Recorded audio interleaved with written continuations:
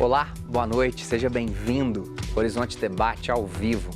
O presidente da Venezuela, Nicolás Maduro, foi reeleito para mais 6 anos de mandato, em meio à crise econômica e social que provoca a escassez de alimentos, remédios e produtos básicos na Venezuela. A eleição foi marcada por polêmicas, denúncias de fraude, boicote e a maior abstenção da história do país. A eleição presidencial estava prevista inicialmente para dezembro deste ano, mas foi antecipada para abril e adiada novamente para maio. Quais os efeitos dessa eleição para a América Latina? Um mundo conectado? 19 países da Organização dos Estados Americanos, entre eles o Brasil, aprovaram nesta terça-feira uma resolução condenando formalmente o governo da Venezuela e considerando a eleição ilegítima. Participam conosco do debate Vladimir Feijó, professor de Direito Internacional do IBMEC, João Batista Oliveira Filho, advogado, especialista em Direito Eleitoral, e Sebastião Kuong Bisamu, professor de Direito Internacional da Dom Helder Câmara. Você pode opinar sobre o tema ou enviar perguntas para os nossos convidados pelo e-mail do programa, horizontedebate@tvhorizonte.com.br, ou pelo WhatsApp, que vai ficar mais próximo e melhor ainda, no número 31 99642 8473. Fique à vontade. Mas atenção, ao enviar a sua mensagem pelo WhatsApp, envie o seu nome, o bairro de onde você mora e em seguida a sua pergunta.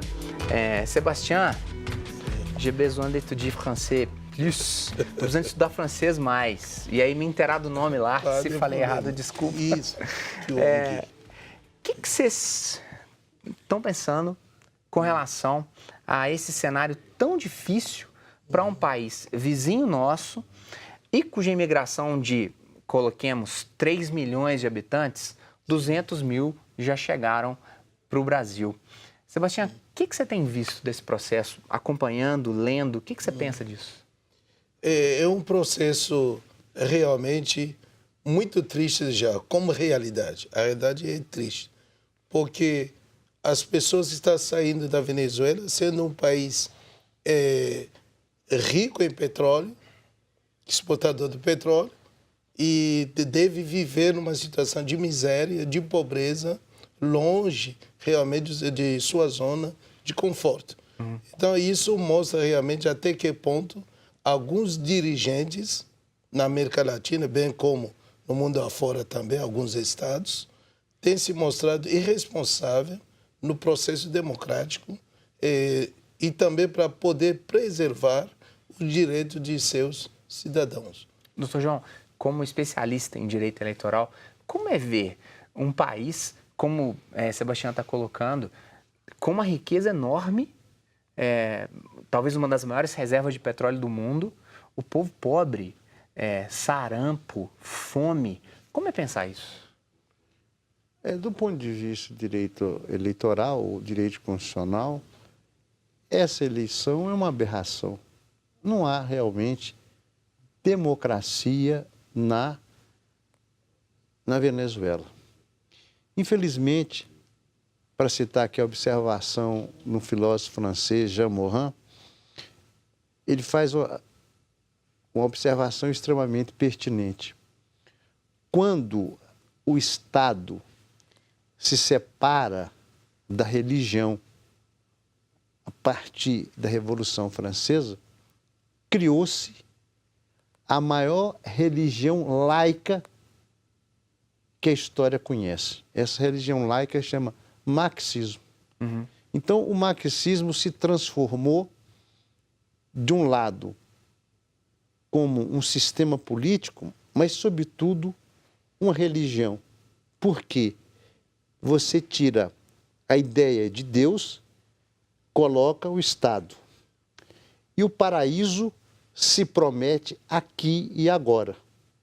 Mas, para isso, se sacrificam todos os direitos individuais.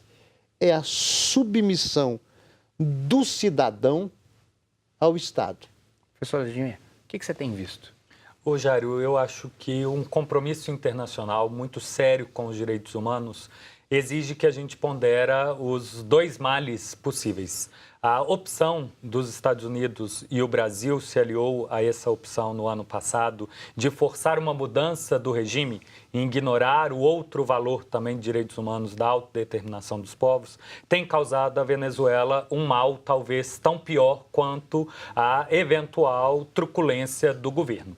Como você disse, e o professor Kiwong também, a Venezuela é muito rica do petróleo.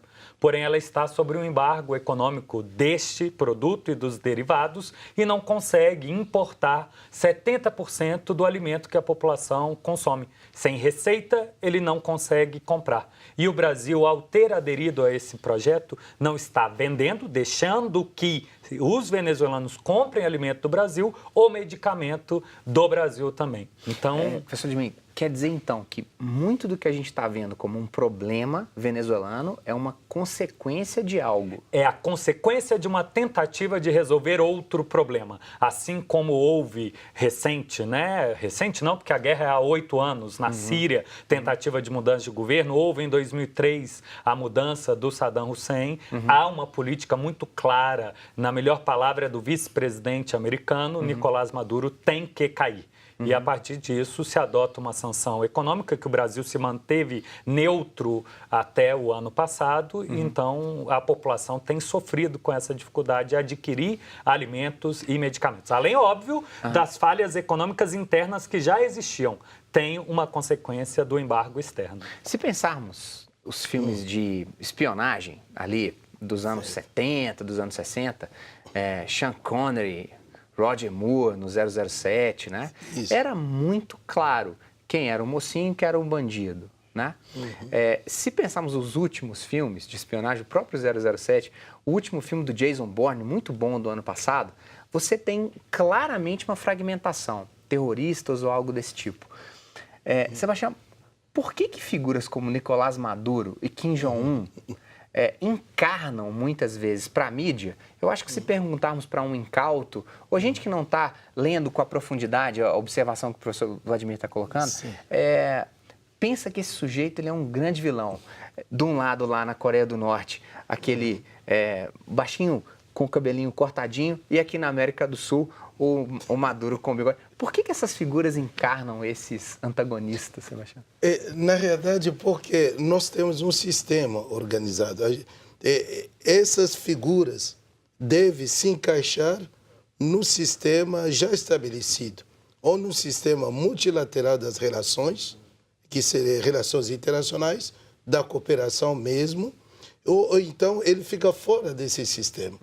Porque fazemos parte de um processo democrático condicional e, a partir disso, julga-se um regime. Se houver mudança, ruptura de um processo democrático, claro que vai ser, pelo menos, descartado.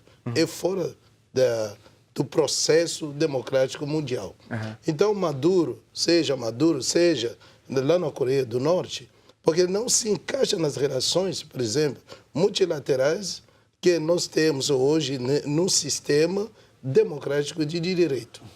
Porque Maduro chegou no poder através a gente pode dizer, entre aspas, dos chavistas.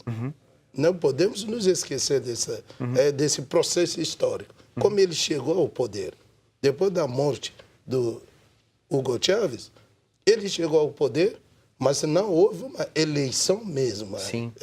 Então, ele sempre falava mesmo, se aproveitava da popularidade do Hugo Chávez, que chegou ao poder e não tinha nenhum carisma como Hugo Chávez tinha. Ao mesmo tempo, devemos ver, nesse processo evolutivo histórico, a esquerda estava no poder na América Latina, em vários dos estados. Seja no Equador, Bolívia, Mujica no Uruguai. Isso. Teoricamente, então, Lula, Dilma. A esquerda chegou ao poder e teve realmente a chance de permanecer no poder. Depois começou essa decadência no poder por romper o processo democrático. Se hoje eu tenho que opinar dentro dos tratados internacionais, dos quais a Venezuela é signatário. Se a gente olhar para o Mercosul, temos o protocolo de Ushuaia. Então, se o Estado se encaixa nesse protocolo para preservar o sistema democrático Então, esse processo democrático, eleições da democracia participativa, então ele pode permanecer no poder. Mas se ele rompe, quebra esse processo democrático, então não tem como. Ao mesmo tempo, a Organização dos Estados Americanos também, nos artigos 20 e 21, tem essa questão do processo democrático. Então, houve uma ruptura da ordem democrática, da ordem constitucional, quanto a Maduro. Então, por isso, eu diria que, não se encaixando mais nesse processo, conforme os textos, os acordos assinados, então ele fica fora. Jário, se me permite complementar a sua pergunta feita ao professor Kyong, é bem rápido. Essas figuras acabam sofrendo com a própria decisão. Ao optar fechar o país ao noticiário internacional e a discursar contra o centro, abre-se, portanto, uma assimetria de informação. Saindo pouca informação do país para o mundo, abre-se oportunidade para se pintar, se desenhar qualquer imagem a respeito dessas pessoas. Então, a caricatura, além da verdade, acaba transmitindo essa ideia de ser o vilão, já que eu não sei, até por decisão dele de não permitir que muita informação saia, fica mais fácil transmitir essa imagem. Perfeito. Doutor João, no segundo bloco eu quero fazer algumas comparações de eleições, inclusive as nossas que estão chegando. Nós vamos para um breve intervalo. Voltamos daqui a pouquinho.